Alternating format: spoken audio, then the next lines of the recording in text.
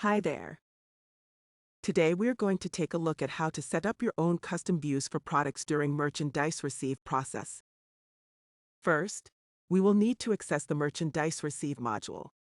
In order to do that, please take the following steps. First, open your left navigation menu. Click the vendor menu option. Next, click the Receive tab. Click the Receive Merchandise button.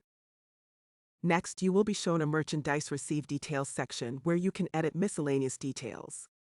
We're going to leave everything at default and use Simple Merchandise Receive for the purpose of this demo.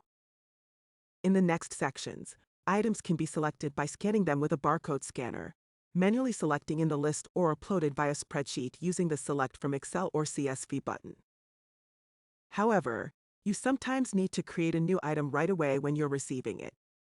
Instead of doing this in the other tab, we can use the Create New feature in this section to help us out. To create a new item, press the Create New button. The first option is a bulk create option, which we will cover in another tutorial. Below the bulk option is where you will find your Create View templates.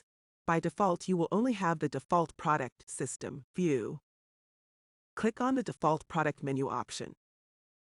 The default view often is cumbersome and contains a lot of unnecessary information that we won't need when we want to create a new product quickly. In this case, we can customize the fields we want to populate when creating the new product.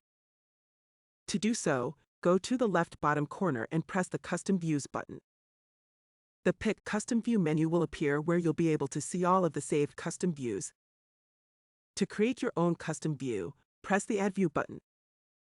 First, give the name to the view you are creating by populating the View Title field. You will notice by default fields already added. These fields are mandatory and cannot be removed.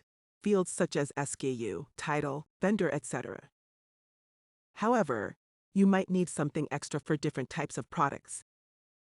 Let's say we need a description field and a metal type field to create a better all-around product. We can add those fields by pressing the Add button.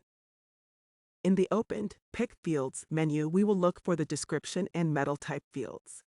To add them to our custom view, we will need to check the box and press the OK button.